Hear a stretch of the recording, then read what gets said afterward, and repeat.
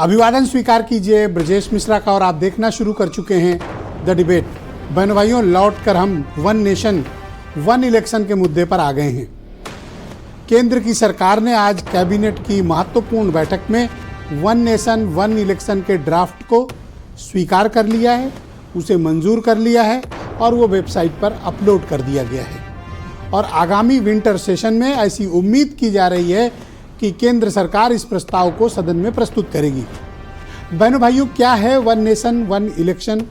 इसको लेकर विभिन्न राजनीतिक दलों में किस तरह की प्रतिक्रिया है, कौन स्वागत कर रहा है, कौन इसका विरोध कर रहा है और कौन इस पर न्यूट्रल है, और क्या है, कैसे होगा ये वन नेशन वन इलेक्शन, क्या फार्मूले के तहत होगा? आज चर्चा इस महत्वपूर्ण विषय की हम करने वाले हैं। बहनों भाइयों, आज अचानक से खबर आई कि केंद्रीय कैबिनेट ने वन नेशन वन इलेक्शन का पूर्व राष्ट्रपति रामनाथ कोविंद की अध्यक्षता में तैयार किए गए ड्राफ्ट को स्वीकार कर लिया है। बहनों भाई, बड़े लंबे एक्सटेंसिव प्रक्रिया के तहत राजनीतिक सुझावों को प्राप्त करके इस ड्राफ्ट को तैयार किया गया है और पूरे देश में लंबे समय से मांग चल रही थी कि वन नेशन वन इलेक्शन हो, और स्पेशली बीजेपी का और प्राइम मिनिस्टर नरेंद्र मोदी का ये एजेंडा रहा है कि वन नेशन वन इलेक्शन होना चाहिए। क्या है इस ड्राफ्ट में? पहले मैं आपको इसकी कुछ खासियत बता देता हूँ, फिर इसके कॉम्प्लिकेशन पर भी चर्चा करेंगे। खास बात यह है कि इस ड्राफ्ट में इस बात को कहा गया है कि वन नेशन वन इलेक्शन के का जो प्रपोजल है उसको 2 चरणों में लागू किया जाए, 2 फेजेस। फेज नंबर 1, जिसमें देश में लोकसभा और विभिन्न असेंबलियों के यानी राज्य की विधानसभाओं के चुनाव को एक साथ संपन्न कराया जाए, यानी संसदीय चुनाव और विधानसभा के चुनाव एक साथ कराए जाएं देश में पहले फेज में। और उसके ठीक 100 दिन बाद, विद इन 100 डेज, नगर पालिका और पंचायत के चुनाव एक साथ कराए जाएं। इस तरह का एक प्रस्ताव रखा गया है और ऐसी उम्मीद की जा रही है कि 2019 या फिर उसके बाद जैसे ही डिलिमिटेशन की प्रक्रिया शुरू होगी, 2026 तक डिलिमिटेशन की प्रक्रिया नहीं चल सकती क्योंकि सुप्रीम कोर्ट की रोक है। 26 के बाद इस पर डिलिमिटेशन का प्रोसेस स्टार्ट होगा, नए सिरे से नंबर ऑफ सीट्स बढ़ेंगी, डेमोग्राफी के हिसाब से या कैसे फार्मूला बनता है ये देखना पड़ेगा। तब जाकर वन नेशन वन इलेक्शन का पहला फेज आएगा। अगर ये पास हो जाता है तब दूसरे फेज में म्युनिसिपल और पंचायती। तो बहनों भाइयों, क्या कैसे इसको किया जाएगा? अब सबसे मूल प्रश्न आता है कि किस फार्मूले के तहत किया जाएगा। तो अगर 2019 को 2029 को हम एक कट ऑफ ईयर मान लेते हैं कि हम लोकसभा का और विधानसभाओं का चुनाव एक साथ 2029 में कराएंगे, ठीक।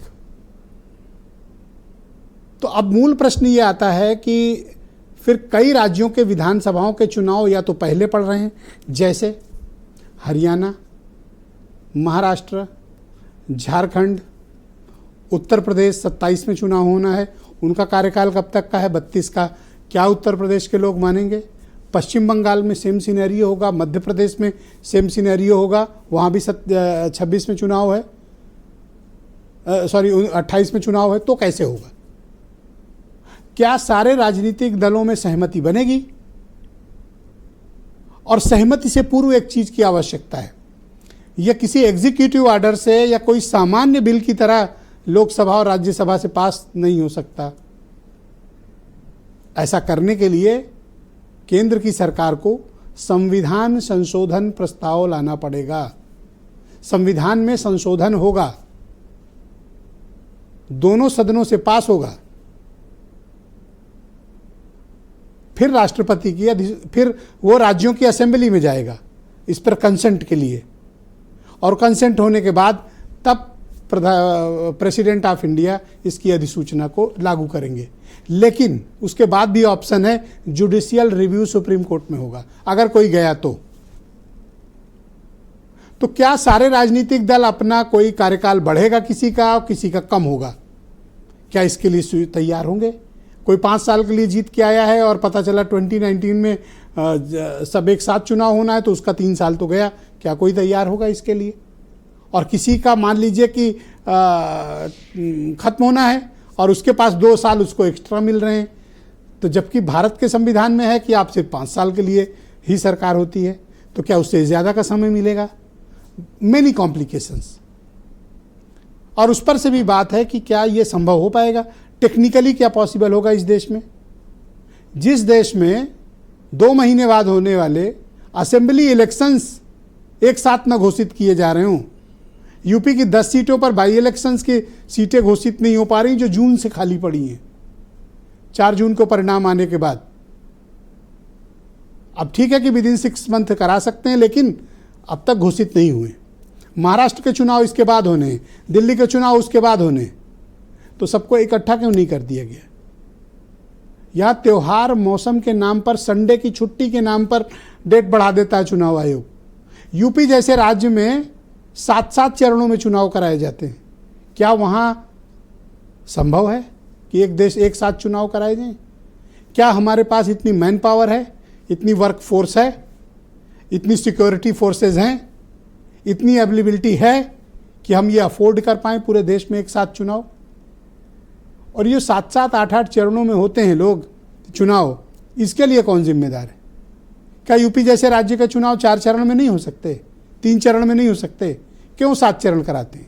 ये कंसेप्ट तब आया था जब बूथ कैप्चरिंग होती थी, वायलेंस होता था, मर्डर्स होते थे, बहुत बवाल होते थे, तब ये कंसेप्ट आया था। लेकिन आज 7-7 चरणों में चुनाव कराए गए, सैकड़ों लोग चुनाव में मारे गए, कोई जिम्मेदारी ओन करने को बहनों भाइयों तैयार नहीं। मिर्जापुर में गरीब होमगार्ड, गरीब कर्मचारी भून गए, मारे गए, मौत हो गई उनकी, किसी पर कार्रवाई हुई? चुनाव आयोग से किसी ने पूछा कि इन लोगों की मौतों के लिए कौन जिम्मेदार है, कौन रिस्पॉन्सिबिलिटी ओन करेगा? और जब ये सब कर देंगे तो क्या चुनाव आयोग की क्षमता है जो मौसम और त्यौहार देखकर वोट बदल देता हो चुनाव की तिथि? जो भयानक गर्मी में जब पारा 50 डिग्री पहुंच गया, 7-7 चरणों में चुनाव कराने वाले, बाई इलेक्शन के सीटें न घोषित करने वाले, क्या करा पाएंगे चुनाव? कई सवाल हैं, लेकिन इसके कुछ फायदे भी हैं। एक बार चुनाव हो गया, तसल्ली से बैठिए, बार बार ये आचार संहिता नहीं है, और अपना राज्य, अपना प्रदेश ठीक से चलाइए। इसके फायदे भी हैं, आपके पैसे भी बचेंगे। और चुनाव में बार बार जाने का जो कॉम्प्लिकेशन है कि आज इस राज्य का है, कल उस राज्य का है, पूरे टाइम फुली पॉलिटिकल इंगेजमेंट रहती है। और चुनाव आयोग भी पूरे साल काम करता है, 365 दिन काम करता है। तो थोड़ा इससे भी राहत मिलेगी, थोड़े पैसे भी कम लगेंगे, सबका काम बन जाएगा। लेकिन ये इतना आसान नहीं है। लोहे के चने चबाने से ज़्यादा बड़ा है, स्टील के मोटे मोटे चने चबाने पड़ेंगे इसको पास कराने से लेकर इम्प्लीमेंट कराने तक के लिए। लेकिन सरकार ने पहल की है, एक साहसिक पहल है। हो पाएगा या नहीं ये तो कोई नहीं जानता, लेकिन एक कोशिश हुई है। आप कुछ स्टेटमेंट सुने, फिर आज की डिबेट हम आगे बढ़ाएंगे। राष्ट्र हित में एक बहुत बड़ा फैसला कैबिनेट ने प्रधानमंत्री जी के नेतृत्व में, अध्यक्षता में किया है। ये चुनाव देश की प्रगति में बाधक थे, जनता के दूरगामी हित में लिए जाने वाले बड़े फैसलों में बाधक थे। इसमें राजनीति ना करे, राष्ट्र हित को राजनीति से ऊपर रखे। ये प्रैक्टिकल नहीं है और ये चलने वाला नहीं है। ये सिर्फ चुनाव जब आते कोई ना कोई कुछ मुद्दा नहीं मिल रहा उनको, इश्यू को डाइवर्ट करने के लिए वो बात करते हैं, और इसीलिए और पूरे देश के लोग कोई मानने वाले भी नहीं हैं। आदरणीय प्रधानमंत्री नरेंद्र मोदी जी ने जो देश की जनता से वादा किया था कि हम मितव्ययिता और देश की प्रगति को तेजी लाने के लिए 1 नेशन 1 इलेक्शन शीघ्र ही लागू करेंगे, आज केंद्रीय कैबिनेट ने पास कर दिया है। इससे देश और प्रदेश के विकास को भी गति मिलेगी और चुनाव में जो खर्चे होते थे उन पर भी रोक लग सकेगी। ये करने की क्यों जरूरत पड़ रही है आपको? नरेंद्र मोदी का पूरा गेम प्लान यही है कि नेशनल पार्टीज रहें और दूसरे तमाम रीजनल पार्टीज, छोटे पार्टीज हमेशा के लिए खत्म हो जाएं। तो बहनों भाइयों, आज की परिचर्चा को आगे बढ़ाएंगे। राकेश त्रिपाठी बीजेपी के प्रवक्ता हैं, सुनील साजन समाजवादी पार्टी से हैं, मनीष सिंधवी कांग्रेस के प्रवक्ता हैं, अनिल दुबे राष्ट्रीय लोकदल से हैं, मोहम्मद अमीद फॉर्मर ज्वाइंट डायरेक्टर हैं इलेक्शन कमीशन ऑफ इंडिया के, और सुनील शुक्ला जी जाने माने पत्रकार, और वीरेंद्र सिंह जी हमारे स्टेट हेड। आप सभी का शुक्रिया और धन्यवाद इस कार्यक्रम में मेरे साथ जुड़ने के लिए। राकेश त्रिपाठी जी, आप मुझे बताइए कि 1 नेशन 1 इलेक्शन की ज़रूरत देश को क्यों है? अपना जो वहाँ से गया थे वही तो नहीं काम कर रहा, हमने अपने ही लगाया है, भी सही है वो। राकेश त्रिपाठी जी, आप मुझे सुन पा रहे हैं? आपकी आवाज बहुत कट करके आ रही है। आपके टेक्निकल टीम से इसको बार बार मैं आग्रह कर रहा हूं कि इसको ठीक कर देंगे तो मैं आपके सवाल कम से कम सुन पाऊंगा। मैं ये जानना चाहता हूं कि देश को वन नेशन वन इलेक्शन की जरूरत क्यों है?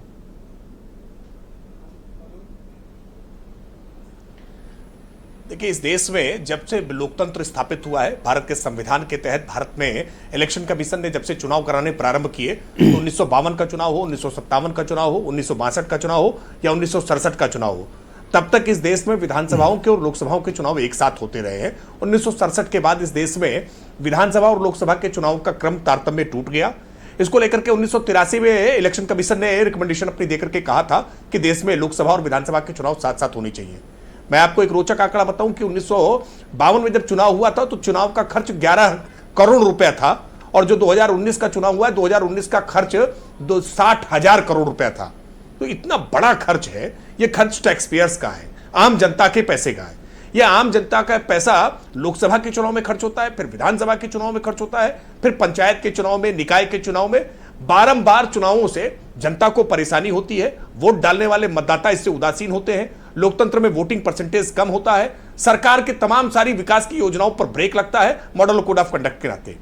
तमाम सारी ऐसी खामियां हैं जिनको लेकर के अलग अलग समय पर कभी इलेक्शन कमीशन ने, कभी लॉ कमीशन ने और पार्लियामेंट की स्टैंडिंग कमेटी ने इसको लेकर के बार बार बल दिया है कि इस देश में एक वक्त पर एक साथ चुनाव होने चाहिए। और इसको लेकर के जब रामनाथ कोविंद जी की अध्यक्षता में कमेटी बनी थी, इस कमेटी ने सभी हितबद्ध लोगों के साथ संवाद किया है और उसमें बड़ी संख्या में लोग इस बात के पक्षधर दिखाई पड़े हैं कि इस देश में चुनाव एक साथ होने चाहिए। चुनावी प्रक्रिया जब एक साथ होंगी तो उससे न केवल राजकीय कोष जो है उसमें बचत आएगी, जो खर्च होता है वो खर्च बचेगा, बल्कि मतदाताओं में भी उत्साह होगा, विकास कार्यों को गति मिलेगी।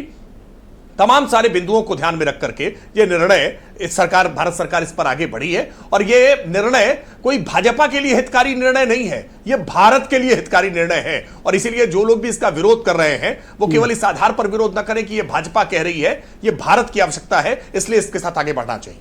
बहुत शुक्रिया राकेश त्रिपाठी जी, हमारे साथ जुड़े रहिएगा। मैं सुनील साजन, जो लार्जेस्ट अपोजिशन है उत्तर प्रदेश के, उनके आमंत्रित करता हूं। सुनील जी, स्वागत आपका। आपकी party one nation one election का विरोध क्यों और किस बुनियाद पर कर रही है? देखिए, वन नेशन वन इलेक्शन कहने में, सुनने में, बोलने में बहुत अच्छा लगता है। और पूरी भारतीय जनता पार्टी को मैं आज सुन रहा हूं, कह रहे हैं कि पैसे की बचत होगी। सवाल ब्रजेश जी ये है कि इस देश में सस्ता लोकतंत्र आप चाहते हैं या अच्छा लोकतंत्र आप चाहते हैं? एक दूसरी बात, शायद वन नेशन वन इलेक्शन के बहाने ये देश तानाशाही की तरफ तो नहीं जा रहा है।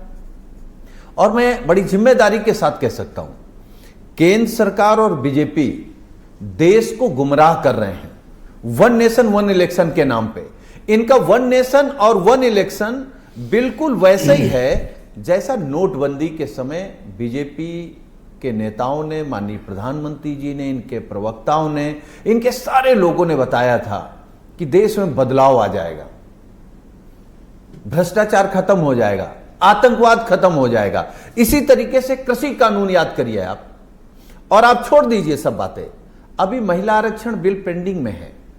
ये दरअसल क्या है, भारतीय जनता पार्टी से केवल एक ही सवाल है। चलो, आप वन नेशन वन इलेक्शन की बात कर रहे हैं।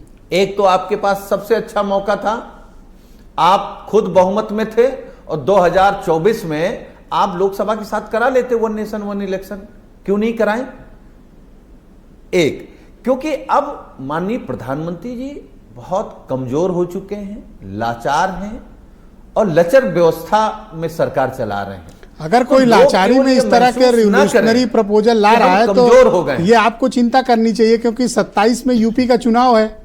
मान लीजिए बीजेपी आती है या आपकी पार्टी आती है, तो जो भी सत्ता में रहेगा उसका तो गया काम लगा, वो तो 2 ही साल रह पाएगा। देखिए, मुझे लगता कि बहुत अव्यवहारिक है ये अब चिंता हुई बीजेपी का प्रस्ताव। आप थोड़ा चिंतित दिख रहे हैं। कर रहे हैं कि जब आपके पास नंबर थे ब्रजेश जी, नहीं, अरे कोई चिंतित नहीं, जो आने वाला है उसको क्या चिंतित है, चिंतित तो वो है जो जाने वाले हैं। हम कह रहे हैं यही वन नेशन वन इलेक्शन अगर 24 में होता जी तो बुलडोजर बाबा भी चले गए होते और बड़े बाबा भी चले गए होते, छुट्टी हो गई होती। अब हमको 27 का इंतजार नहीं करना पड़ता, लेकिन हम भी 27 का इंतजार कर रहे हैं और देश की जनता भी 27 का इंतजार कर रही। सवाल यह है कि जब आपने एक बात कही कि बहुत आसान बिल नहीं है ये, संविधान संशोधन बिल लाना पड़ेगा, तो मेरा सवाल केवल एक है कि जब आपके पास संख्या थी 10 साल, जब संविधान संशोधन बिल आप ला करके वन नेशन वन इलेक्शन करा सकते थे तो आपने क्यों नहीं कराया? अभी 4 राज्यों के चुनाव देखिए ब्रजेश जी, 2 राज्यों के करा रहे, 2 के छोड़ दिए।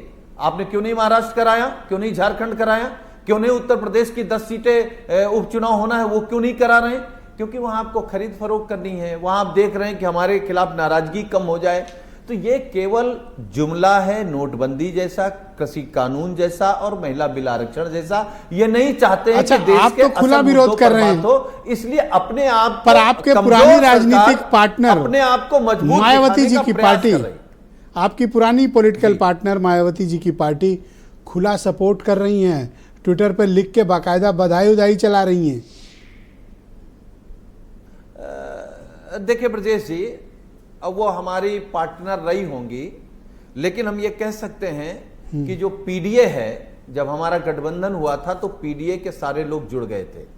गठबंधन हटा, बहन जी अकेले गई हैं, पीडीए माननीय अखिलेश यादव जी के साथ है।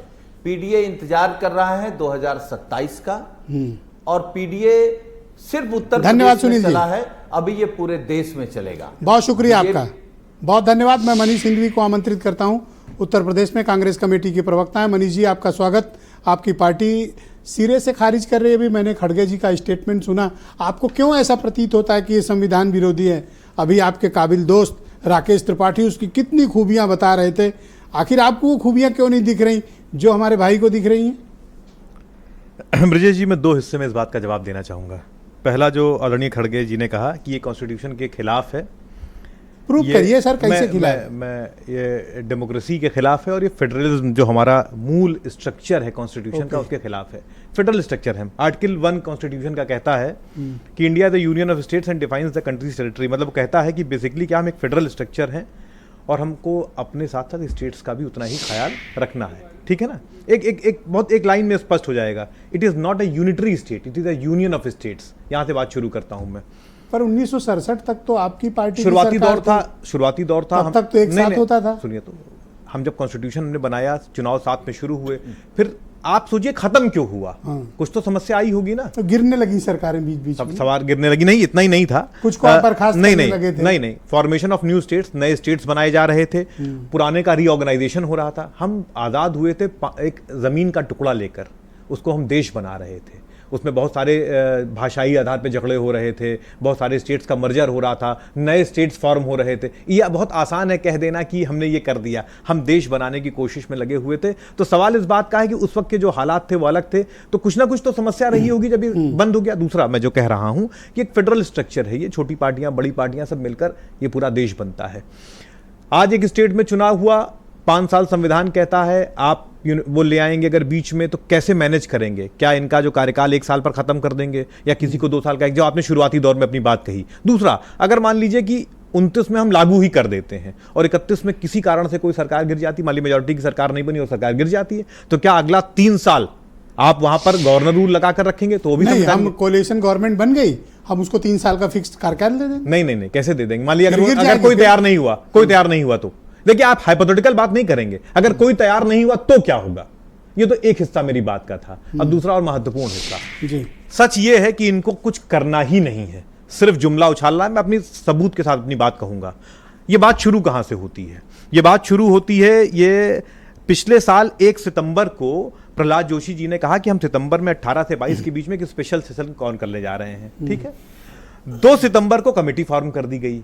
ठीक है, आपको वो टाइमिंग देखनी होगी, क्योंकि 31 तारीख को दुनिया में एक organised crime and corruption reporting project OCCRP के नाम से एक संस्था है, जिसने अडानी के काले कारनामों की एक रिपोर्ट दी थी अगस्त 31, 2023 को, और पूरी दुनिया इंक्लूडिंग भारत में हल्ला मचा हुआ था। तुरंत ही 1 तारीख को प्रहलाद जोशी अवतरित होते हैं और वो बताते हैं साहब कि हम लोग तो 18 से 22 के बीच में सेशन कॉल करने जा रहे हैं। संविधान मैं प्लीज अपनी बात पूरी कर लूं। उसके बाद क्या हुआ, 2 को कमेटी, रेलेवेंट पार्ट पे आओ सर। मैं रेलेवेंट पार्ट ये था कि सारा का सारा मसला अडानी पर से हटके वन नेशन वन इलेक्शन पे डिबेट शुरू हो गई और अडानी कहीं, आपको हर चीज में अडानी दिखता है, ये गवाह इसमें भी अडानी है। ओसीसीआरपी की सर रिपोर्ट ये थी। पूछो इनसे कि क्या संविधान संशोधन करके मैं राज्य की विधानसभाओं का कार्यकाल बढ़ाएंगे कि घटाएंगे? देखिए ऐसा है, आपको इस पर घेरना चाहिए राकेश त्रिपाठी को। झूठ क्यों नहीं बाहर आना चाहिए? अभी मेरी इस बात पे कैसे करेंगे? नहीं, मैं अपनी बात पूरी कर रहा हूं। कॉन्स्टिट्यूशन में पूरा परिवर्तन करना पड़ेगा। कॉन्स्टिट्यूशन के परिवर्तन तो जो आप कहां अडानी को खोज रहे हो? मैं अडानी को नहीं खोज रहा हूं, मैं गवाह सबूत के साथ अपनी बात कह रहा हूं कि क्यों सुनिए, वही दौर था, आप याद करिए जब भारत और इंडिया की डिबेट शुरू हो गई थी और अडानी कहीं गायब हो गए थे। अभी फिर क्या हो रहा है? अभी फिर ये हो रहा है कि सेबी की जो माधवी बुच है उनके खिलाफ एक रिपोर्ट आई है, नितिन गडकरी पीएम के कैंडिडेट बता रहे हैं अपने आप को, करप्शन चरम पर है, इनको फिर डाइवर्ट करना है। कुछ नहीं करना है साहब। 14 मार्च को ये रिपोर्ट सबमिट हो गई थी। 14 मार्च क्या कांग्रेस शासित राज्यों को में इसे आप स्वीकार करेंगे या अस्वीकार करेंगे? बिल्कुल सिरे से खारिज करेंगे। ये एंटी फेडरल है, एंटी डेमोक्रेटिक है, हम इसको सिरे से खारिज अरे ये तो पूछो कि जिनका कार्यकाल विधानसभाओं का बढ़ेगा घटेगा उसका कैसे करेंगे? ये सरकार, ये कॉन्स्टिट्यूशन चेंज करना है, आपको ये पूछना चाहिए इनसे। हम लोग को सारी बातें पूछ रहे हैं क्योंकि हम सारी बातें पूछ, लेकिन हम जानते हैं कि इनका प्रमुख मकसद, राकेश जी प्लीज वेट, इनका प्रमुख मकसद सिर्फ और सिर्फ ध्यान तो ना अडानी से पर्दा हटाओगे ना तो यही चीज देख नितिन पाओगे। गडकरी कह रहे हैं मुझे पीएमसी पावर हुई थी, 18,000 करोड़ की रोडें टूटी पड़ी हुई हैं। इनके मुंह पर जो कालिक पुती हुई है उससे ध्यान हटाने का सिर्फ ये तमाशा है। ऑल राइट, अनिल दुबे को पेश किया जाए, राष्ट्रीय लोकदल के नेशनल जनरल सेक्रेटरी और प्रवक्ता हैं। दुबे जी आपका स्वागत।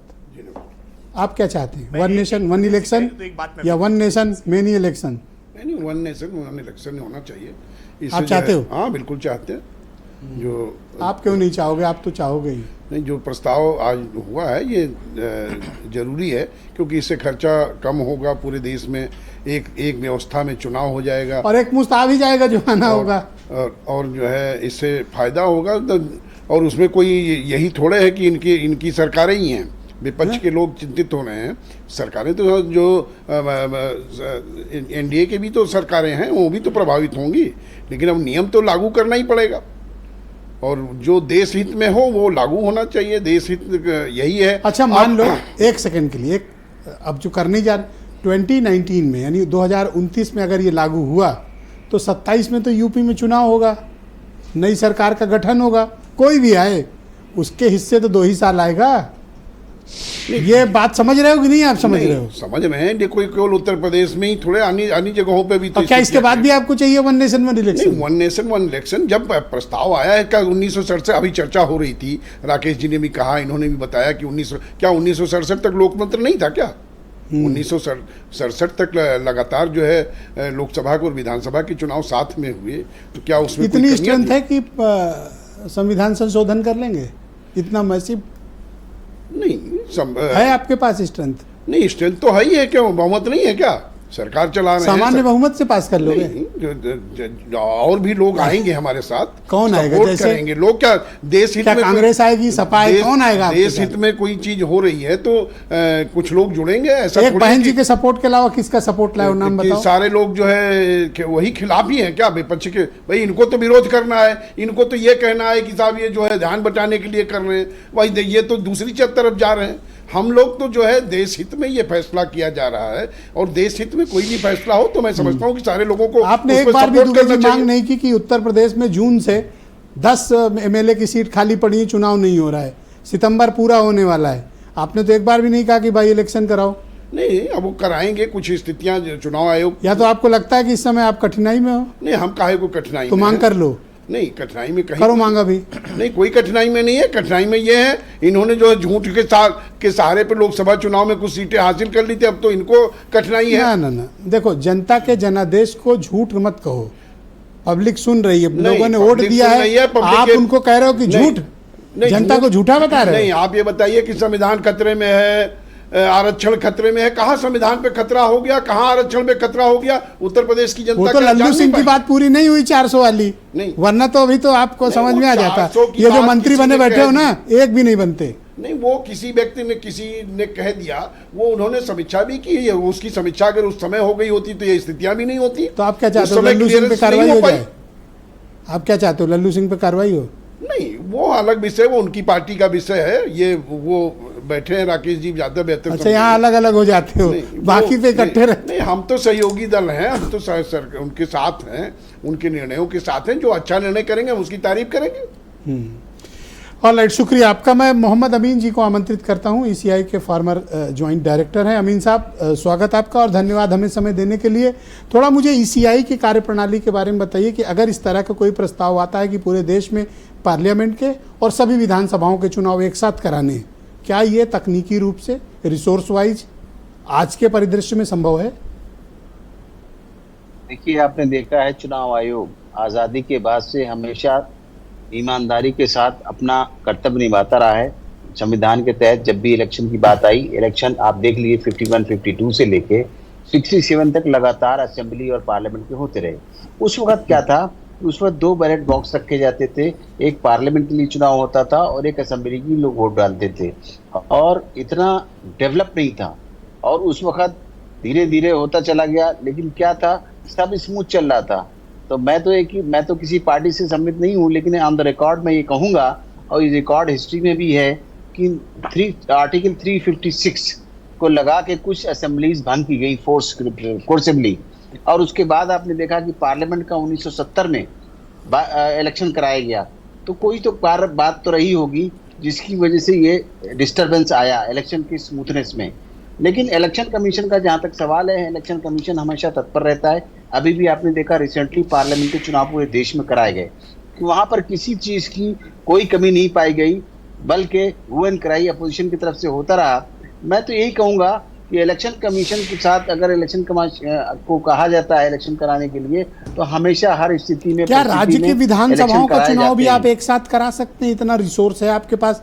पार्लियामेंट कराते हैं वो ठीक है, पर राज्यों की विधानसभा का चुनाव बहुत ही तकनीकी। असेंबली और पार्लियामेंट के एक साथ चुनाव कराए जाते पूरे देश के, तो उस वक्त एक ही आएगी बात कि हमारे पास जो इंफ्रास्ट्रक्चर है, जिसमें कि आपका ईवीएम आती है, वीवीपैट मशीनें हैं, कंट्रोल यूनिट है, इन चीजों का थोड़ा सा प्रॉब्लम आएगा। तो इसलिए क्या है, ये चीजें जो हैं उसके तैयारी के लिए कुछ समय चाहिए होगा। तो मैं नहीं समझता हूँ कि इमीडिएटली कोई इलेक्शन करा सकते हैं, बल्कि इसके लिए कम से कम 3 से लेके 5 साल का समय चाहिए। जब पूरी फुल्ली इक्विप्ड हो जाएगा इलेक्शन कमीशन, तब इलेक्शन कराएगा। क्यों? क्योंकि इसके अंदर पूरी इलेक्टोरल रोल की बात आ रही है, कि जो असेंबली में होगा वो पार्लियामेंट में भी होगा और लोकल लेवल पे भी होगा। अच्छी चीज है ये। देखिए, आजकल क्या है कि हमारा जो पहले से इलेक्शन कमीशन की डिमांड थी कि आपका जो आधार कार्ड से जोड़ दिया जाए, क्योंकि उसमें डुप्लीकेसी खत्म हो गई, इलेक्शन फोर्स होने नहीं लगे, एक ही वोटर है, हर जगह कहीं जाके दे सकता, और उसका एनरोल है वो दूसरी जगह डिलीट हो जाता है। जैसे आप देखिए नोएडा में या गाजियाबाद में और दिल्ली में भी 2 जगह नहीं रख सकता, उसको रखना होगा एक ही जगह। अब इसी तरह से इलेक्टोरल रोल की बात है, इससे पॉजिटिव चीजें भी हैं। इलेक्टोरल रोल रहेगा सही तरीके से, और स्टेट और सेंटर में जो इलेक्शन की बॉडियां हैं अलग अलग हैं। हमारे जैसे पंचायत के प्रधानों के अलग कराते हैं, यहाँ पे स्टेट इलेक्शन कमीशन कराता है, असेंबली और पार्लियामेंट के वो कराते हैं। तो अगर इस सब आप सामंजस्य बैठ जाएगा। एक तकनीकी थोड़ा सा मुझे कंफ्यूजन है, और हो सकता है बहुत से लोगों को कंफ्यूजन हो, मैं आपसे उसका निराकरण चाहता हूं, और चाहता हूं कि आप उसके बारे में बताएं। जैसे यूपी में पंचायत चुनाव अलग होते हैं, म्यूनिसिपल इलेक्शंस अलग होते हैं, इनकी वोटर लिस्ट को आप एक वोटर लिस्ट का हिस्सा कैसे बनाएंगे? क्योंकि जो पंचायत का वोटर है वो नगर पालिका का वोटर नहीं हो सकता, जो नगर पालिका का है वो पंचायत का नहीं हो सकता, फिर असेंबली का कैसे होगा, और फिर पार्लियामेंट का, इसको बाइफरकेट कैसे करेंगे?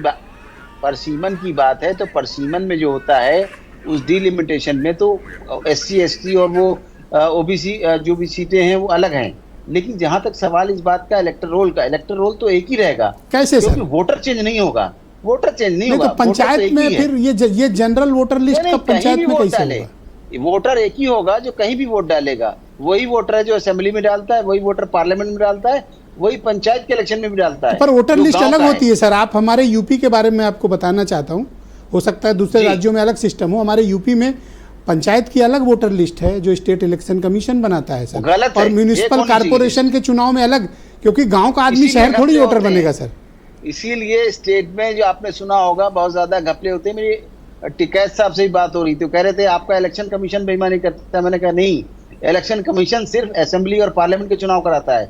बोले वो तो उसे चुनाव चल रहे पंचायत के, तो मैंने कहा पंचायत के चुनाव कराने वाली स्टेट बॉडी है। और नहीं, मैं बेहतर आपको ये होगा, शायद खर्चे समझा नहीं बचाने पा रहा के हूँ, लिए कि एक ही लिस्ट या होना आप चाहिए। उस कॉम्प्लिकेशन को नहीं समझ पा रहे हैं। हमारे यहाँ जो पंचायत का वोटर है, वो गांव का वोटर है, वो अपना प्रधान, बीडीसी, जिला पंचायत चुनता है, वो एक अलग वोटर लिस्ट है, वो म्यूनिसिपल कॉर्पोरेशन का वोटर नहीं है। वो जानना चाहता हूँ कि प्रधान का जो चुनाव कर रहा है गांव का ही सही, ठीक है, या नगर पालिका का सही, वो अगर वोट डालने जा रहा है तो क्या वोट असेंबली में नहीं डालता, वो सर म्यूनिसिपल कॉर्पोरेशन में फिर उसका क्या होगा? वहां का वोटर अलग है सर, वोटर ही अलग है सर। अलग नहीं होता, वोटर एक ही है, कहीं भी वोट अरे अब नहीं मतलब मसला दूसरा है सर। जा रहा है। वोटर पंचायत का अलग होता है सर, और म्यूनिसिपल का अलग इसमें लिमिट बेईमानी है नहीं सर। हो पाएगी, मैं बता रहा हूँ, इसमें एक ही प्रॉब्लम आएगी। मैं आपको आज बता मुझे रहा तो हूँ उसका थोड़ा कि जो अभी कॉम्प्लिकेशन आप लग रहा स्टेट है। की बात कर रहे थे, चने और एक काम करते हैं, और- सुनील शुक्ला जी को लेके आते हैं सर। एक सेकंड वेट कर लें सर। अमीन साहब, मैं सुनील शुक्ला जी को आमंत्रित करता हूं, बहुत ही जाने माने राजनीतिक मामलों के पत्रकार हैं और बहुत चुनाव कराए और देख चुके हैं। सुनील जी, आपका स्वागत और धन्यवाद। वन नेशन वन इलेक्शन पर मैं आपकी ओपिनियन जानना चाहता हूं। दूसरा, ये वोटर लिस्ट का कैसे होगा, और तीसरा, राज्यों के कार्यकाल बढ़ेंगे घटेंगे तो क्या संविधान संशोधन होगा, और क्या सामान्य बहुमत से इसको पास कराया जा सकता है, और क्या तर्क इसके बारे में दिए जा सकते हैं? सुनील जी। धन्यवाद ब्रजेश जी। एक तो जो आपने अमीन साहब से जानना चाहते हैं, वो कंफ्यूजन हमारे जैसे लोगों के भी दिमाग में है। सवाल केवल ये नहीं है कि जैसे कि आप गांव में रहने वाले हैं, हम अपने ग्राम प्रधान को, बीडीसी को, जिला पंचायत सदस्य को चुनते हैं, और हम रहने वाले हैं बलिया जिले के और रहते नोएडा में हैं, तो हम विधानसभा और लोकसभा के लिए हम नोएडा में वोट देते हैं, और बीडीसी और ग्राम सभा के लिए हम जाकर के अपने गृहनगर में वोट देते हैं। करेक्ट। जब आप एक वोटर लिस्ट कर देंगे तो मैं कहाँ का वोटर होऊंगा? अगर आप मुझे बलिया का कर देंगे तो मैं एमपी एमएलए का वोट देने नहीं जाऊंगा, और अगर आप मुझे नोएडा का कर देंगे तो मैं अपने ग्राम प्रधान के लिए वोट देने नहीं जाऊंगा, जिला पंचायत को वोट देने नहीं जाऊंगा। ये बड़ी समस्या। ये समस्या केवल ये नहीं है कि ये वोटर लिस्ट, वो जो वोट जिस मतदाता की बात कर रहा है वो अमीन साहब अपनी बात कंप्लीट कर ले, मैं दूंगा आपको समय। अमीन साहब प्लीज वेट। अमीन साहब प्लीज वेट। अमीन साहब प्लीज वेट। को वोटर लिस्ट से जोड़ा गया है। थैंक यू अमीन साहब। डुप्लीकेसी ना हो। धन्यवाद सर। सुनील जी कंटिन्यू। आप सवाल है डुप्लीकेसी की बात तो हो गई ना। वोटर लिस्ट तो एक जगह की होगी, एक वोटर लिस्ट बनेगी नोएडा की, गौतम बुद्ध नगर जिले की, एक वोटर लिस्ट बनेगी बलिया जिले की। ये हमारा नाम एक जगह होगा, या तो मैं गौतम बुद्ध नगर जिले में रहूंगा या मैं अपने गृहनगर में रहूंगा। अगर मैं नोएडा में रहूंगा जहां मैं रह रहा हूं, तो मैं अपने बीडीसी का वोटर नहीं होऊंगा, मैं ग्राम प्रधान के लिए वोटर नहीं, ग्राम पंचायत का वोटर नहीं बन पाऊंगा। और अगर मैं बलिया का वोटर बनूंगा तो मैं अपने एमएलए एमपी को नहीं वोट दे पाऊंगा जहां मैं रह रहा हूं। यह जो संकट है, इस संकट का समाधान एक वोटर लिस्ट से नहीं होता। दूसरी चीज की जो बात हो रही है कि एक नेशन एक इलेक्शन, और उसका सबसे बड़ा तर्क दिया जा रहा है कि पैसा बचेगा। पिछले 10 सालों में इस सरकार ने चुनाव के खर्चे को कम करने के लिए कौन से प्रयास किए हैं? ब्रजेश जी, इसी देश की सरकार ने कारपोरेट की भूमिका को रोकने के लिए यह नियम बनाया कि कोई कारपोरेट किसी पॉलिटिकल पार्टी को चंदा नहीं दे सकता। 1970 में जाकर के से परिवर्तन आया कि कारपोरेट चंदा दे सकता है, लेकिन अपनी आमदनी का केवल 7.5%। और जब यह बीजेपी की सरकार सत्ता में आती है तो यह कहती है कि कारपोरेट लूट गया हो, हानि में हो, नुकसान में हो, प्रॉपर्टी बेच दिया हो, जितना चाहे उतना चंदा दे सकती है, और उस चंदे की रकम और उस चंदे का देने वाले का नाम भी नहीं पूछा जाएगा। तो पैसे को बढ़ावा कौन दे रहा है? पैसे की भूमिका को बढ़ावा कौन दे रहा है? सवाल है कि अगर आप चुनाव के खर्चे को कम करने का प्रयास करते हुए कहीं भी दिखते तो आपका यह तर्क वाजिब होता। यस, आज सोचिए आप कि 2014 में, 2019 में, 2024 में सर्वाधिक पैसा खर्च करने वाली पार्टी चुनाव में कौन है? भारतीय जनता पार्टी। यह पार्टी 2019 के इलेक्शन में जितना रुपया खर्च की है, सभी विपक्ष मिलकर के उतना पिछले कई इलेक्शन नहीं खर्च किया है। तो पैसे कोई भूमिका को कौन कम करना चाहता है? और अगर बीजेपी इसको कम करना चाहती तो सबसे पहले उदाहरण प्रस्तुत करती हो, उसने नहीं किया। तो यह तर्क बेमानी है। दूसरी चीज, चुनाव होते क्यों है? मेरी बात में पूरी कर दूं, ये चुनाव होते क्यों है? चुनी हुई बने जनप्रतिनिधियों की सरकार सुविधा की बात नहीं है। लोकतांत्रिक व्यवस्था बनाए रखने के लिए और चुनी हुई सरकारों को सत्ता में रखने के लिए आवश्यक है कि चुनाव हर दशा में कराए जाएं और चुने हुए प्रतिनिधि सत्ता में आए। आप किसी सरकार की अवधि 2 साल कैसे कर सकते हैं और क्यों करेंगे आप? और किसी सरकार को 3 साल के लिए सत्ता में क्यों कर सकते हैं और क्यों करेंगे आप? हम एक सरकार चुनते हैं 5 साल के लिए, 2 साल के बाद एक सरकार गिर गई, आप क्या तर्क देते हैं कि जो चुनाव होगा और इस सरकार का कार्यकाल 3 साल के लिए होगा? ये कहां से वाजिब है और क्यों वाजिब है? भारतीय जनता पार्टी चुनाव तक नहीं करा रही है। आपने उदाहरण दिए, आपने सभी उदाहरण दिए। महाराष्ट्र में सरकार है, जितने वहां स्थानीय निकाय के चुनाव हैं, चाहे नगर निगमों के चुनाव हो, चाहे नगर पंचायतों के चुनाव हो, सालों साल से नहीं हो रहा है। इस सरकार ने जम्मू कश्मीर में 10 साल तक चुनाव नहीं कराया। आपने उत्तर प्रदेश में उदाहरण अभी आपने दिया कि मैंने जो पार्टी, जो सरकार जब से चुनाव हो रहा है, हरियाणा का चुनाव और महाराष्ट्र का चुनाव एक साथ डिक्लेयर होता रहा है जी, आपने इस साल डिक्लेयर नहीं किया, आपने जम्मू कश्मीर का चुनाव करा दिया। या जो निर्वाचन आयोग और जो सरकार निर्वाचन आयोग को यह भरोसा नहीं दिला पा रही है कि एक दिन में पूरे राज्य में चुनाव हो जाएगा। उत्तर प्रदेश जैसे राज्य में 7 चरण में चुनाव कराते हैं आप। जम्मू कश्मीर में 5 असेंबली है, 5 पार्लियामेंट्री सीट है, 5 चरण में चुनाव आप वहां कराते हैं। किसी भी राज्य पिछले 10 सालों में किसी एक राज्य का उदाहरण दे दीजिए आप जिसमें यह सरकार चुनाव के चरणों को कम करने का प्रयास करती हुई दिखी।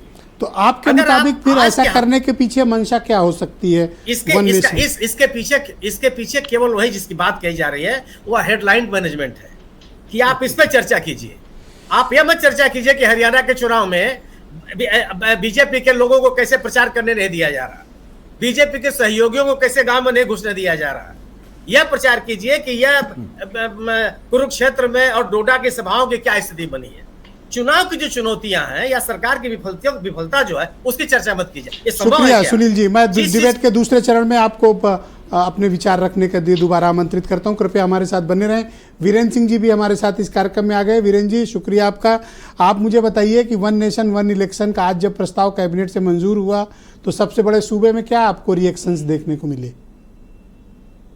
देखिए, आम आदमी ये चाहता है कि अगर पैसा बचे तो चुनाव एक साथ हो, उसको कोई आपत्ति नहीं है।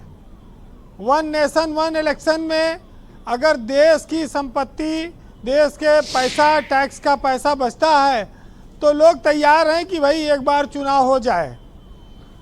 और लेकिन समस्या यह है कि भारत को विविधताओं का देश कहा जाता है और इसी वजह से यहाँ विविधताएं हैं, विभिन्न तरह के इलेक्शन हैं।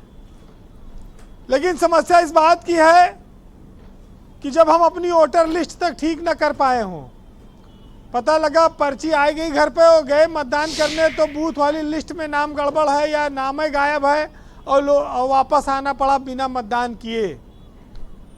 मूल जड़ पर जब आप पहले व्यवस्था नहीं करेंगे तो ये एक देश एक चुनाव का एक नारा 2019 से चल रहा है, ये कब मूर्त रूप ले पाएगा ये कहना बड़ा कठिन है। वैसे भी जिस देश में वोटर लिस्ट गड़बड़ हो, मशीन को ईवीएम बेवफा कहा जाता हो, उसमें इतना आसानी से चुनाव पूरे देश में हो जाएगा? भाई लोकसभा तो चलिए होती है, लेकिन विधानसभाओं के अलग अलग मायने हैं। ये एक बात आपको याद होगा कि एक नारा आया 1 नेशन 1 टैक्स, उसके लिए आधी रात को संसद खोलकर जश्न मनाया गया था, पारित हुआ था। वैसे नारा है 1 नेशन 1 इलेक्शन। लेकिन इस देश की आबादी पर भी इस सरकारों को सोचना होगा कि भैया इतना जनसंख्या बढ़ रही है, इस पर भी कुछ कर दो।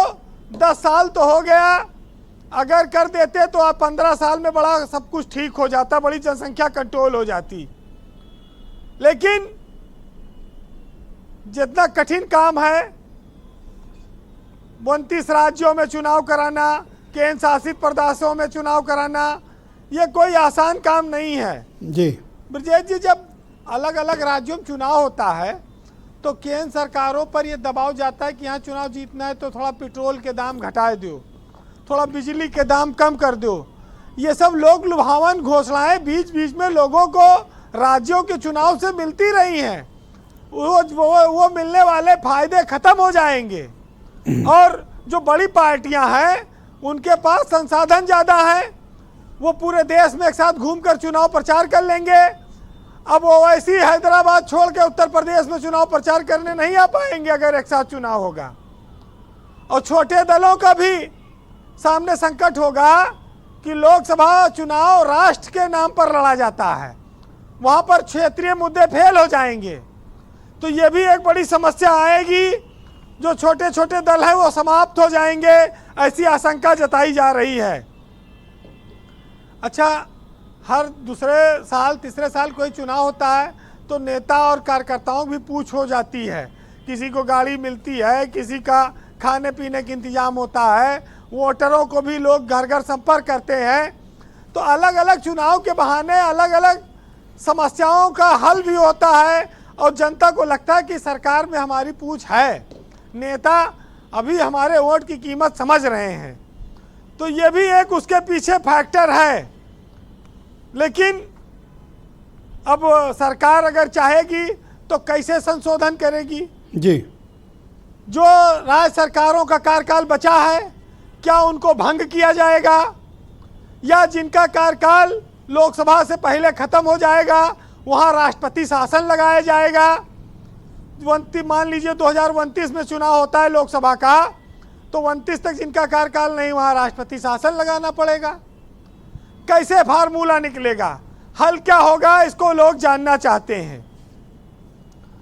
वैसे अपने देश में 68 तक तो लोकसभा और विधानसभा चुनाव एक साथ हुए। 68-69 में पहली बार अलग हुआ चुनाव जब कुछ राज्यों में जी सरकारें गिर गई थी। ब्रजेश जी, संविधान में एक व्यवस्था है कि मध्यावधि चुनाव, अगर एक राष्ट्र एक चुनाव होगा तो ये व्यवस्था मध्यावधि चुनाव वाली खत्म हो जाएगी, मध्यावधि चुनाव तो रह नहीं जाएगा। और आप जानते हैं कि धारा 356 का जो उपयोग था वो सरकारों को गिराने के लिए ही तो किया जाता था। वो धारा 356 का भी इस्तेमाल तो अब लगभग खत्म हो गया है, आने वाले वक्त में और खत्म हो जाएगा। लेकिन एक बहुत बड़ा संकल्प है, ये एक बहुत बड़ी चुनौती है।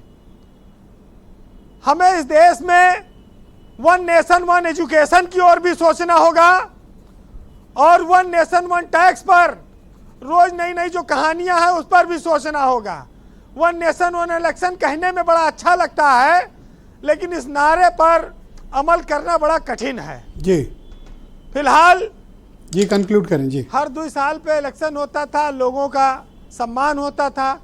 उस पर एक साहित्यकार ने लिखा है, सुनिएगा, कि मतदाता आदमी इस देश के, उसकी अपनी अपनी मजबूरियां भी हैं और वो उसी हिसाब से वोट करता था। तो सुनिएगा कि इलेक्शन भर कहीं पुलाव तो कहीं पूरियां भी होती हैं और कहीं बोतल तो कहीं लफाजियां भी होती हैं, और वो किसको वोट दे जो सब तरफ की खाए हो, और हर नमक हलाल की अपनी कुछ मजबूरियां भी होती हैं। बहुत शुक्रिया वीरेंद्र जी। लेकिन राकेश त्रिपाठी जी मुझे एक मैसेज किए हैं कि जरा वीरेंद्र जी से ये पूछिए, ये सम्मान होता है का क्या मतलब होता है? अरे भाई, रात के अंधेरे इसको में थोड़ा डिफाइन कर दीजिए। गांव में नेता जब सफेद कुर्ता पहन के आते हैं तो बुजुर्ग लोग रात में समझ नहीं पाते, कुछ लोग भूत समझ के डर जाते हैं, पैर छूने आते हैं। तो सम्मान में बहुत सारी चीज़ें छुपी हैं और इस देश में टेंट कारोबार, मंच कारोबार, गुटखा कारोबार, शराब कारोबार, मीट मुर्गा कारोबार, ये सब भी इस चुनाव के दौरान काफी फलता फूलता ये सब सम्मान का प्रतीक है मतलब। जी बहुत बहुत धन्यवाद वीरेंद्र जी, आपने बहुत ठीक से डिफाइन किया। बड़े उत्सुक थे ये जानने को, तो ठीक जवाब दिया वीरेंद्र जी ने। तो बहन भाइयों, दूसरा चरण प्रारंभ करते हैं। इसमें समय सीमित है और सभी से आग्रह है कि अपना अपना पक्ष संक्षेप में रखें। मैं राकेश त्रिपाठी को आमंत्रित करता हूं, बीजेपी के प्रवक्ता हैं। राकेश जी, 15 पार्टियों ने इसकी खिलाफत की जिन्होंने कोई जवाब ड्राफ्ट कमेटी को नहीं दिया, और टीडीपी जो आपकी खास सहयोगी है उसने भी कोई जवाब नहीं दिया। इसके बाद भी क्या आप जोखिम लेंगे इसको सदन में पेश करने का? देखिए ब्रजेश जी, आपके सवाल का जवाब दूं उससे पहले दो महत्वपूर्ण बातें हैं जो मुझसे पहले के पूर्व वक्ताओं ने कही, जिसमें एक बहुत आपत्तिजनक बात मनीष सिंघवी जी ने कही। उन्होंने कहा कि देश तो जमीन का एक टुकड़ा था, इसको हम देश बना रहे थे। बहुत आपत्तिजनक बात है। अरे देश 12 ज्योतिर्लिंग जहां पर बने स्थापित है ना, वो देश पहले से था। माफ करिएगा, इसको कांग्रेस बनाने का काम नहीं कर सकती है। जहां पर शंकराचार्य ने 4 ज्योतिषपीठों की जहां स्थापना कर रखी थी, वो उस देश को बनाने की आवश्यकता नहीं है। जहां 51 शक्तिपीठ थे, उस देश को बनाने की आवश्यकता नहीं है। देश सांस्कृतिक एकता के साथ पहले से ही ताने बाने से जुड़ा हुआ है, उसको बनाने की हैसियत किसी में नहीं है। हाँ, बिगाड़ने का प्रयास जरूर किया था। देश का विभाजन कैसे किया गया है यह हमें जरूर याद है। और दूसरी बात, सुनील साजन ने एक आपत्तिजनक कही कि हम तानाशाही लाना चाहते हैं। अरे आपके जो साथी है ना कांग्रेस वाले, ये कांग्रेस की सरकार ने 90 बार इस देश में अनुच्छेद 356 का प्रयोग करके राज्य सरकारों को बर्खास्त करने का काम किया है। पिछले 10 वर्षों में एक भी सरकार हमने बर्खास्त नहीं की है। चाहे वो पश्चिम बंगाल में लॉ एंड ऑर्डर का कितना भी फेलियर हो गया हो, या अरविंद केजरीवाल की तानाशाही हमने देखी है कि कैसे जेल के भीतर से वो सरकार चलाने का एक काम कर रहे थे। उसके बावजूद हमने अनुच्छेद 356 का प्रयोग नहीं किया है। इसलिए कम से कम हम पर तानाशाही होने का आरोप न लगाइए। आप जो बात कह रहे हैं निश्चित तौर पर नहीं, उन्होंने 356 का इस्तेमाल किया सर। नरेंद्र मोदी सरकार, बहुत से लोग सर पीएमएलए का इस्तेमाल कर लेते हैं, ज्यादा अंतर नहीं है सर। हाँ, नहीं, बिल्कुल अंतर होता है। अंतर होता है कैसे तानाशाही से 356 से बर्खास्त कर दिया जाता है, बिल्कुल अंतर होता है। और कैसे इनकी पार्टी के तमाम सारे विधायक छोड़ करके अभी चले आए। अब उसमें हम थोड़ो इनको बुलाने गए थे। अपनी पार्टी के विधायकों को संभाल नहीं पाते तो हमारी कोई गलती थोड़ो है। लेकिन महत्वपूर्ण बात है, यह बात सही है कि कोई भी नवाचार जब किया जाता है, नया काम किया जाता है तो कठिन होता है। एक आरोप और लगाया था, मनीष सिंघवी जी ने भी लगाया था, जिसको सुनील जी ने भी सपोर्ट किया था, कि हेडलाइन मैनेजमेंट है। ये 1983 में इलेक्शन कमीशन ने जब अपनी रिकमेंडेशन दी थी, तब कौन सा हेडलाइन का मैनेजमेंट था? ये 1999 में जस्टिस बीपी जतन रेड्डी के जो अध्यक्षता में लॉ कमीशन ने रिपोर्ट दी थी कि एक देश में एक चुनाव एक साथ कराया जाए, तब ये कौन सा हेडलाइन का मैनेजमेंट था? 2015 में और 2018 में जो पार्लियामेंट की स्टैंडिंग कमेटी ने जो इस संदर्भ में अपना रिपोर्ट पेश करके कहा था कि एक साथ चुनाव कराया जाना चाहिए, तब कौन सा अडानी और कौन सा हेडलाइंस का मैनेजमेंट था? अरे कुछ तो तर्क रखिए भाई, मैं बार बार कह रहा हूं। तो सर आप ये कहना चाह रहे हो कि कांग्रेस के अधूरे काम, उनके अधूरे प्रस्तावों को देश के लिए जरूरी आप पूरा करेंगे? नहीं, हम कभी भी ये कांग्रेस का प्रस्ताव है, ये सपा का प्रस्ताव है, हम ये नहीं मानते हैं। हम ये मानते हैं ये देश के लिए आवश्यक है क्या, जो देश के लिए जरूरी है उसको आगे लेकर के जाएंगे। डीबीटी एक कठिन काम था ना, हमने करके दिखाया ना। 55 करोड़ खाते खुलवा देना कोई सामान्य बात नहीं थी। आज जर्मनी और जापान के लोग आकर के हतप्रभ हैं कि कैसे एक ठेले वाला, खोमचे वाला, ये प्याज बेचने वाला आदमी भी यूपीआई से पेमेंट ले रहा है। देख करके हतप्रभ है ना, लेकिन हमने करके दिखाया है। अरे भाई, इसी उत्तर प्रदेश में जहां देसी कट्टे बनते थे, वहां जो वेबलैंड स्कॉट के रिवॉल्वर बना करके हमने दिखाया है ना। बहुत सारे कठिन काम हमने करके दिखाए हैं। हमने आज इतने घरों तक शौचालय पहुंचा करके, गैस सिलेंडर पहुंचा करके, बिजली पहुंचा करके क्रांतिकारी काम किए हैं। पिस्तौल बनवा दिए। ओके, अब मैं सुनील जी को बुला लेता हूं। भाई सुनील जी, आप क्यों क्या मानते हैं तानाशाह? और दूसरा, आप दोनों लार्जेस्ट पार्टी हैं, उत्तर प्रदेश में प्रमुख दल हैं। अगर 2 साल का टेन्योर यूपी की सरकार को मिले तो आप दोनों को मंजूर है? यूपी के साथ 29 में लागू हुआ ना, तो 2 ही साल मिलेगा आप लोगों को, जिसकी भी गवर्नमेंट आई। जी ब्रजेश जी, मैं सबसे पहले तो ये कहूँगा कि सुनील शुक्ला जी को सुनने के बाद भारतीय जनता पार्टी के प्रवक्ता अगर दूसरे राउंड में बिल्कुल चुप रहते तो लोग समझ जाते कि ये कुछ समझदार साथी हैं कि कम से कम अपनी चीज़ों को स्वीकार कर रहे हैं। अच्छा, देश हित में एक चीज़ें गिना रहे थे आप। देश हित में तो उत्तर प्रदेश में बुलेट ट्रेन भी चला रहे हैं, आप भूल गए हैं। देश हित में आप तोप भी बना रहे हैं, तोप के गोले भी बना रहे हैं। अगर बातों से ही चीज़ें बनानी है तो आप कुछ भी बना लीजिए। लेकिन हम केवल एक बात कहेंगे, देश हित में क्या आप नोटबंदी नहीं लाए थे? क्या देश हित में साबित हुई? क्या कृषि कानून देश हित में आप लाए थे? क्यों यू टर्न ले लिए? क्यों किसानों के सामने आपने घुटने टेक दिए? और देश हित में ही आप कह रहे थे कि हम 2 करोड़ रोजगार। सुनील जी, 2 साल का कार्यकाल आप दोनों लोग को मंजूर है? अरे आप तीसरी बार पूछ रहा हूं सर। देखिए ब्रजेश जी, एक तो ये लोगों के किसी भी बयान को आप सत्य मत मानिएगा। ये 1 नेशन 1 इलेक्शन सिर्फ इसलिए लेकर के आए कि इनकी हरियाणा में जो छीछा लेदर हो रही है, या जम्मू कश्मीर में हो रही है, या महाराष्ट्र में जो होने वाली है, या झारखंड में होने वाली है, उस पर बात ना हो। वो अपने नाकामी, अपने कुकर्मों Okay. को, अपने कालेपन को, अपने Thank you, चीजों को छिपा रहे हैं। ये कुछ नहीं लाने वाले हैं। केवल मैं एक बात कहूंगा, एक सर बात 10 सेकंड बस। कि देखिए, कई लोग कह रहे हैं कि ये महंगा चुनाव है, तो महंगा नहीं है। और देखिए, ये लोकतंत्र का पर्व है और इसमें 4 चुनाव तो लोकसभा के साथ होते हैं, बाकी 5 साल में कितने चुनाव हो रहे हैं आपको जी। आखिर भारतीय जनता पार्टी कुछ भी करे, अब ये बचने वाली नहीं है। धन्यवाद सर, कह रहे हैं। धन्यवाद मनीष जी। 90 सेकंड जमीन का टुकड़ा बता रहे हो। और देखो, एक बात मैं राकेश जी की अप्रिशिएट करूंगा, आपके हर अधूरे काम को पूरा करने का संकल्प बीजेपी ने लिया है। आपने छोड़ा 2009 में, इन्होंने कहा कि हम पूरा करेंगे, चाहे सपा का ड्राफ्ट हो चाहे कांग्रेस का ड्राफ्ट हो। ये आपके ही काम को आगे बढ़ा रहे हैं, आपको पसंद नहीं है? नहीं, ये सिर्फ झूठ को आगे बढ़ाते हैं। रही बात जो मैंने कही थी, मैं उस पर कायम हूँ। हम जब आज़ाद हुए तो यहाँ 565 रियासतें थीं जिनका अपना एक स्वतंत्र कारोबार था और उनका अपना झंडा, अपना देश था। उस देश को हमने मिलाकर एक किया, ठीक है। और जो लोग अंग्रेज़ों के साथ थे वो राष्ट्रभक्ति की बातें ना करें तो ज़्यादा बेहतर है, दिखत पढ़त में है। खैर, जो लोग अंग्रेज़ों के साथ थे, जिन लोगों ने पूरी आज़ादी की लड़ाई, संघ के लोग, हिंदू महासभा के लोग। थी भाई? अरे बीजेपी उसी की तो ऑफशूट है। अच्छा, ठीक। उसी सोच की तो पार्टी है। जो लोग है उसी के साथ थे। देखिए, रही बात उसकी, बहुत सीधी सी बात है, इलेक्शन की जो ये बात कर रहे हैं आदरणीय शुक्ला जी ने जो कहा था, मैंने जब पहले राउंड में बात कही थी, मैं अभी भी वहीं कायम हूँ।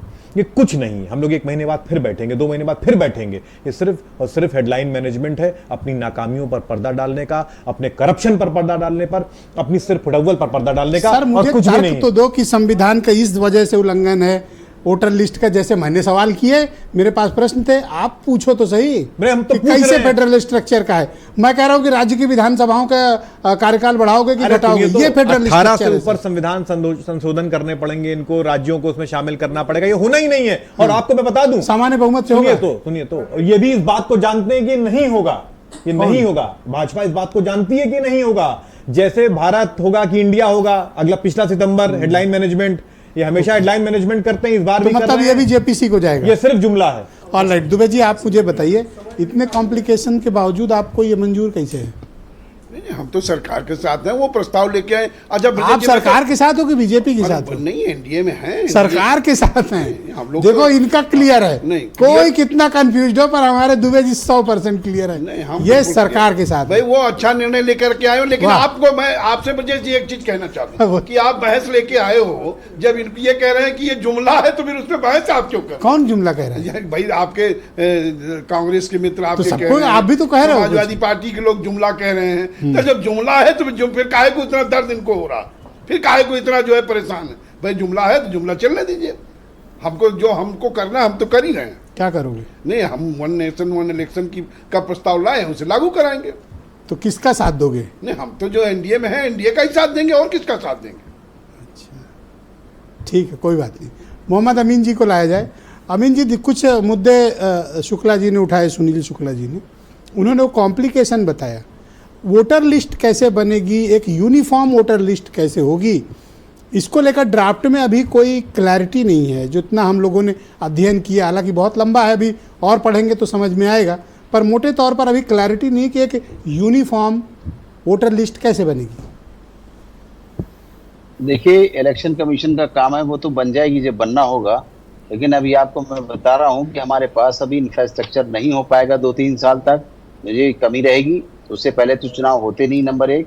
नंबर 2, अभी इस पार्लियामेंट का जो बिल लाया जाए, ये जो आज पास किया कैबिनेट में, ये पहले पार्लियामेंट में जाएगा 2/3 मेजॉरिटी से लोकसभा में, उसके बाद राज्यसभा जाएगा, उसके बाद 15 स्टेट्स में जाएगा असेंबलीज में पास होने को, उसके बाद राष्ट्रपति के पास जाए। अगर वहां से निकल भी आया किसी तरीके से, पास हो गया, तो प्रेसिडेंट ने दे भी दिया उस पे, तो उसके बाद ये चला जाएगा, अब इसके जुडिशरी पे चला जाएगा। वो तो मैं बता ही चुका हूं के लिए सुप्रीम कोर्ट में। It's not easy job. शुक्रिया सर, थोड़ा सा वक्त का अभाव है, मैं आपसे थोड़ा क्षमा चाहता हूं कि वक्त कम है। मैं सुनील जी को आमंत्रित करता हूं। सुनील जी, आपके पास सर 60 सेकंड है, और मैं आपसे जानना चाहता हूं कि ये इतने कॉम्प्लिकेशन के बावजूद क्या सामान्य बहुमत से या 2/3 मेजॉरिटी चाहिए होगी संविधान? सामान्य बहुमत से तो बिल्कुल नहीं होगी, 2/3 बहुमत चाहिए है इनके पास। राकेश जी ने कहा कि हम लोगों ने कहा कि हेडलाइन मैनेजमेंट है, और उन्होंने 2-3 रिपोर्ट्स की बात की मेरा सवाल यह है कि जिन रिपोर्ट्स की चर्चा कर रहे हैं, ये रिपोर्ट्स आज तो आई नहीं है। ये सभी रिपोर्ट्स उनको पिछले 10 साल के कार्यकाल में उपलब्ध थी। कौन सी कार्रवाई हो गई? इसी सरकार के रहते हुए विधि आयोग ने कहा कि इसको लागू करना संभव नहीं है। आप उसका उल्लेख क्यों नहीं करते हैं? और आप उसका अगर आप उल्लेख नहीं करते हैं तो आप जिस समय वो रिपोर्ट आई, जिन जिन रिपोर्ट का उन्होंने उल्लेख किया, ECI के रिपोर्ट का उल्लेख किया, संयुक्त संसदीय समिति के रिपोर्ट का इन्होंने उल्लेख किया, एक और किसी रिपोर्ट का इन्होंने उल्लेख किया, वो रिपोर्ट जब आ गई उस समय सरकार क्यों नहीं आगे बढ़ गई? सभी स्टेक होल्डर से बात करती। अगर वो उस समय बढ़ती तो ये बिल्कुल माना जाता कि आप इस विषय को लेकर गंभीर हैं।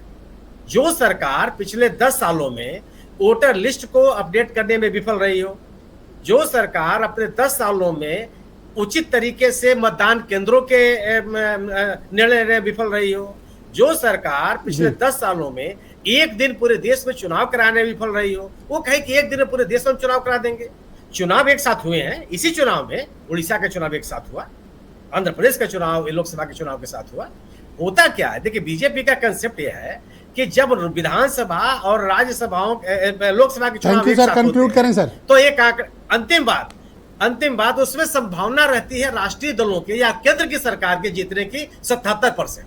यह एक सर्वे है, उस रास्ते पे भी चलते हुए दिख रहा है जो संभव नहीं है, जो इस राज्य में इस देश में संभव नहीं है। बहुत शुक्रिया सर, आप सबका बहुत बहुत धन्यवाद, बहुत शुक्रिया। मैं आप सबका आभार प्रकट करता हूं। डिबेट में थोड़ा अभी और भी चला सकते हैं, लेकिन वक्त का अभाव है, अनुशासन है, रुकना ही पड़ेगा। बहन भाइयों, आप सबका भी धन्यवाद, शुक्रिया इस कार्यक्रम को देखने के लिए। नमस्कार, अपना ध्यान रखिए, नमस्ते।